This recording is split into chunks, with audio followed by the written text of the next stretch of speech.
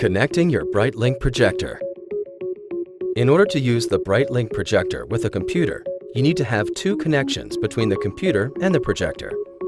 First, you will need to connect the display source. This will typically be done using a VGA cable or an HDMI cable.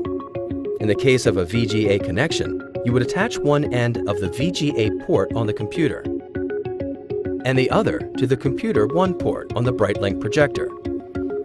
If you're using HDMI, the HDMI cable would attach to the port on the computer, while the other end is attached to the HDMI-MHL port on the BrightLink.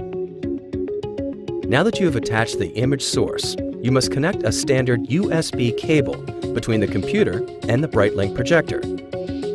Use the USB-A connector to attach to the computer.